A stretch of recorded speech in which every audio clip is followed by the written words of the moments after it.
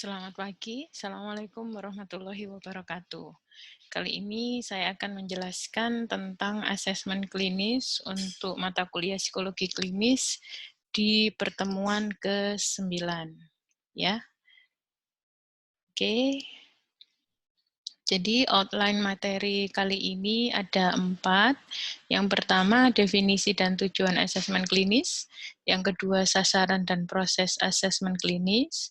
Yang ketiga, metode dan jenis asesmen klinis. Dan yang keempat, laporan pemeriksaan. Yang pertama, kita akan belajar bersama tentang definisi dan tujuan asesmen klinis. Jadi sebelum ke asesmen klinis itu sendiri, kita akan belajar tentang asesmen psikologi.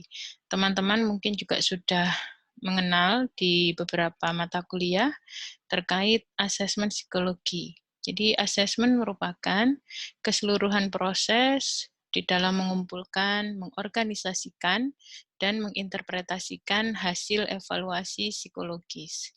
Nah, pada beberapa referensi atau rujukan, teman-teman mungkin menemui beberapa terminologi atau istilah yang terkait dengan asesmen psikologi. Nah, terminologi yang paling umum ditemui dan saling silang penggunaannya gitu ya, adalah pengukuran psikologi dan asesmen psikologi.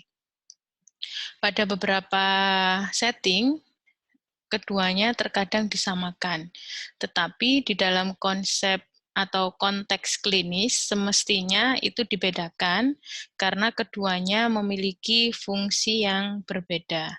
Jadi mari kita lihat perbedaannya. Jika pengukuran psikologi itu lebih banyak digunakan oleh pakar psikometri atau pengukuran di dalam psikologi itu sendiri ya. Kemudian digunakan untuk mendapatkan data, baik data clerical maupun data teknis gitu ya. Dia berorientasi data yang produk akhirnya itu deskripsi dari ciri sifat maupun kemampuan yang memang ingin diperoleh melalui pengukuran tersebut. Dan yang terakhir, gitu ya, produk tersebut tidak terkait dengan konteks keseluruhan orang yang diukur dan tidak melihat masalah unik yang dihadapi. Artinya, kita melihat dalam konteks yang lebih luas, tidak per individu. Nah, coba kita bandingkan dengan asesmen dalam psikologi klinis, gitu ya. Yang melakukan adalah seorang klinisi. Nah, asesmen klinis itu merupakan usaha seorang klinisi untuk mengevaluasi orang lain, dalam hal ini pasien, gitu ya, dalam sebuah situasi yang bermasalah. Nah, hasilnya nanti akan digunakan untuk membantu pasien tersebut di dalam menyelesaikan masalah. Di dalam asesmen klinis ada tes memang, tetapi tes itu hanyalah salah satu metode saja. Dan hasil tes bukan produk akhir. Maksudnya seperti apa? Nanti setelah materi ini berakhir, teman-teman akan mendapatkan gambarannya. Nah, yang kemudian hasil tes digunakan untuk membuat hipotesis atau dugaan sementara ya di dalam menyelesaikan masalah pasien itu. Nah, dari sini teman-teman tentu sudah bisa merasakan gitu ya, perbedaan antara pengukuran psikologi dan asesmen psikologi. Sama-sama sebuah proses untuk mengambil data, tetapi fungsinya berbeda. Kalau asesmen klinis sendiri oleh Woody pada tahun 1980 itu didefinisikan sebagai sebuah asesmen yang orientasinya itu individual.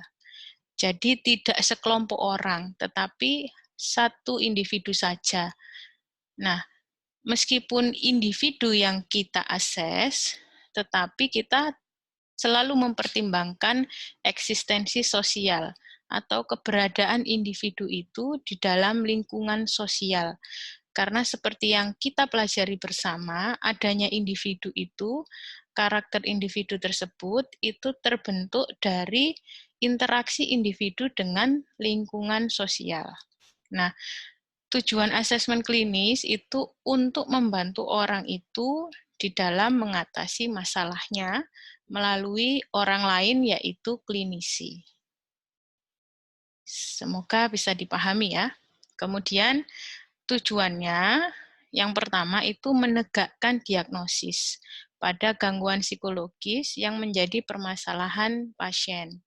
Kemudian digunakan juga untuk mengidentifikasi penanganan atau intervensi yang sesuai dengan gangguan.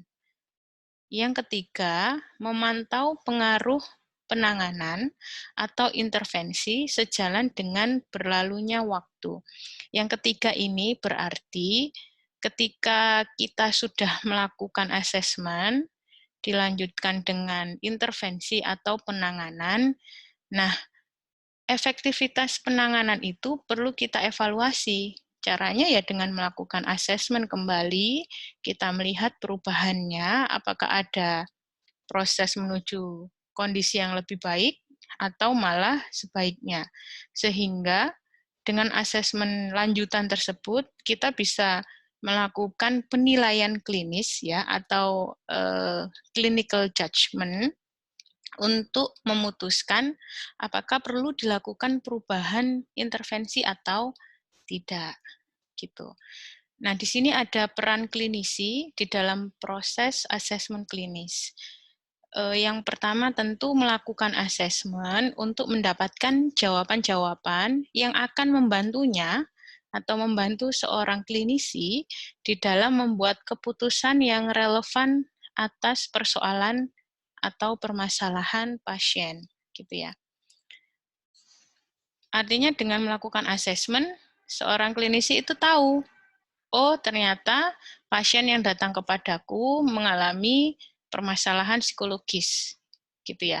Permasalahan psikologis ini atau bisa juga sudah mengarah pada gangguan psikologis. Nah ini teman-teman kaitkan dengan materi yang sebelumnya tentang orang dengan permasalahan psikologis dan orang dengan gangguan jiwa gitu.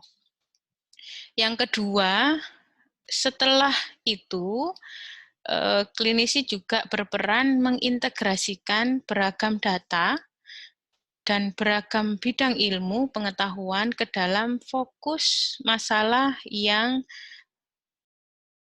muncul dari pasien. Jadi tidak sekedar hanya mengadministrasikan itu maksudnya ngetes gitu ya, dan memberikan skor tes. Jadi peran klinisi di dalam asesmen klinis itu lebih dari itu.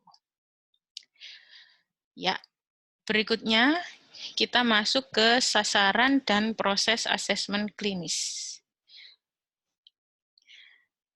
Sasaran asesmen klinis itu maksudnya apa sih yang di-assess gitu ya atau dievaluasi dari seseorang ketika pasien itu menemui klinisi atau katakanlah psikolog klinis gitu. Nah ya ada 3 komponen utama sebenarnya atau sasaran utama dari asesmen klinis. Yang pertama ada intelijensi, ya jadi kita mengukur atau mengevaluasi intelijensi seseorang. Yang kedua, kepribadian, baik itu temperamen, gitu ya, afeksinya atau afeknya atau nuansa emosinya atau mood, gitu ya. Yang ketiga ada perilaku. Pada tahun 2000, Kamara dan teman-teman ini melakukan penelitian untuk mengetahui sebenarnya apa sih yang di-assess atau diukur atau dievaluasi seorang psikolog klinis ketika menangani klien.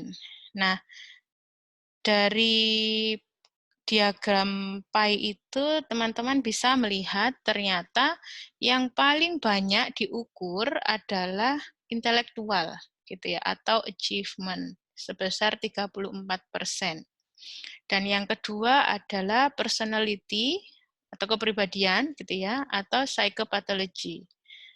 Nah, ini sama ya antara teori ya yang di kiri dengan apa yang memang dilakukan oleh psikolog klinis pada tahun 2000. Saya rasa ini tidak akan jauh berbeda ketika akan ada penelitian lain yang serupa gitu. Berikutnya ini adalah fase-fase asesmen klinis. Ya, artinya ketika kita melakukan asesmen klinis, inilah langkah-langkah yang akan dihadapi atau dilalui oleh seorang klinisi. Yang pertama itu mengevaluasi pertanyaan rujukan. Artinya kita itu melakukan klarifikasi, mengkonfirmasi permasalahan klien.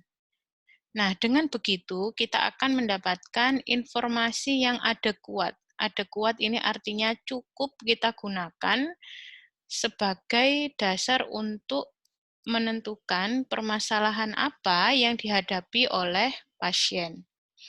Nah, yang kedua itu memperoleh pengetahuan yang berhubungan dengan isi permasalahannya. Karena kita sudah mendapatkan informasi yang adekuat, maka kita bisa melakukan kegiatan lain yang sehubungan dengan itu, yaitu menggali informasi yang berkaitan dengan gangguan.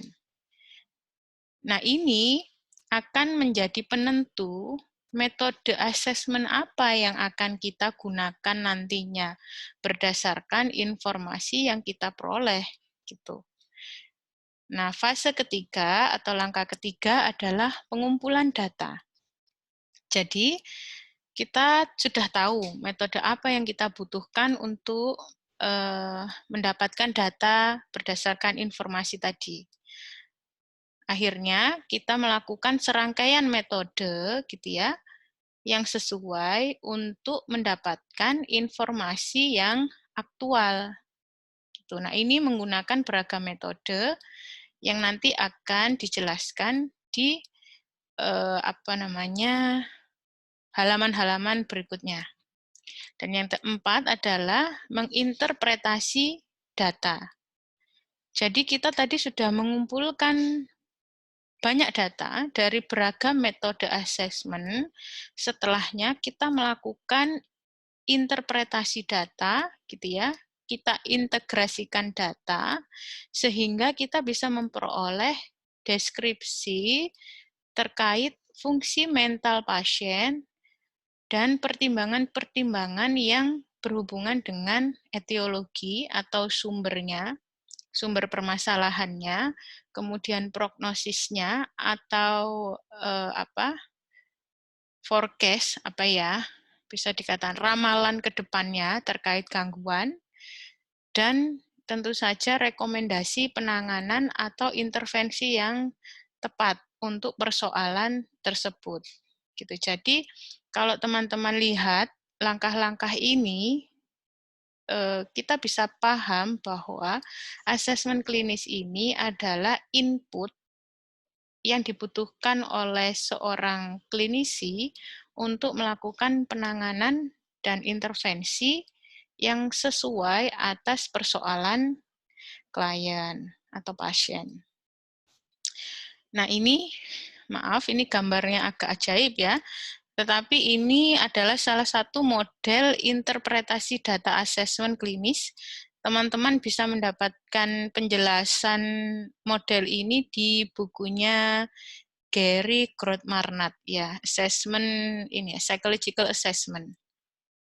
Jadi menurut Maloney dan Ward itu ada beberapa fase dalam menginterpretasikan data yang kita peroleh dari asesmen klinis. Jadi mulai dari kita pengumpulan data, pengembangan inferensi, ya inferensi itu kesimpulan dari data tersebut.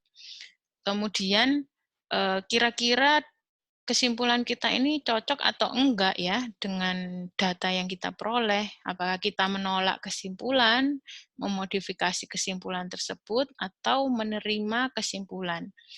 Nah, dari proses itu, yang memodifikasi dan menerima itu kita lanjutkan dalam pengembangan dan integrasi hipotesis atau dugaan sementara.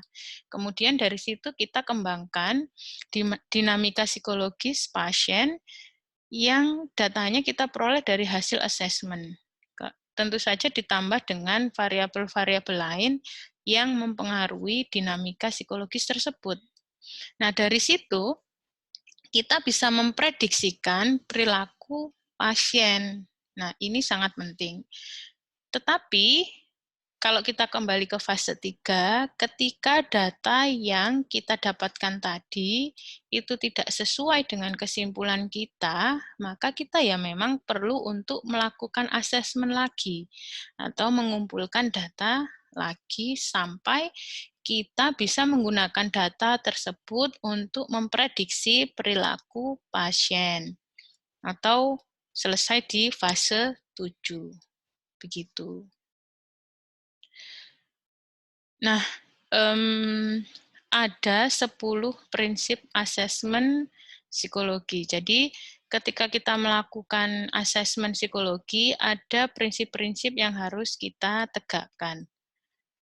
Ini berkaitan dengan etika profesi, artinya juga kita bertanggung jawab atas layanan psikologi yang kita berikan kepada pasien karena memang pasien berhak untuk mendapatkan layanan yang baik dan bermanfaat untuk kesehatan mental mereka. Jadi yang pertama harus akurat dan komprehensif, kemudian melibatkan konsep yang lebih luas dari klasifikasi diagnosis. Maksudnya kita sebagai klinisi itu tidak boleh terpaku pada gangguan yang hanya ada pada diagnosis tersebut, tetapi kita kembangkan lagi kira-kira apa yang memungkinkan bisa diperoleh gitu ya di luar klasifikasi tersebut. Nah, yang ketiga, asesmen psikologi itu merupakan proses yang kompleks, berkelanjutan, dan yang akan berpengaruh dalam mengambil keputusan. Yang kelima, bersifat subjektif dalam pengambilan keputusan. Kenapa ini subjektif? Karena tentu saja kompetensi keterampilan klinisi satu dengan yang lainnya itu berbeda. Gitu ya. Pengalamannya juga berbeda, sehingga pemaknaan di dalam proses asesmen klinis itu akan berbeda satu dengan yang lainnya. Itu. Yang keenam, asesmen itu memiliki kegunaan klinis. Yang ketujuh, tidak dapat dipisahkan dari faktor budaya. Kembali ke informasi awal bahwa individu itu berkaitan erat dengan interaksinya di dalam lingkungan, gitu ya, termasuk faktor budaya. Yang kedelapan, harus melibatkan faktor kecenderungan individu dan faktor lingkungan. Maaf, sambil minum. Kemudian dilaksanakan berdasarkan metodologi dan konsep yang sistematis. Artinya ya proses asesmen itu harus dilakukan secara ilmiah dengan kaidah ilmiah gitu ya, karena memang harus dipertanggungjawabkan. Dan yang ke-10 ini yang tadi saya sampaikan harus dipertanggungjawabkan secara etik. Baik teman-teman, itu part ke-1 atau bagian ke-1 untuk materi asesmen klinis. Berikutnya akan dijelaskan tentang metode dan jenis asesmen klinis.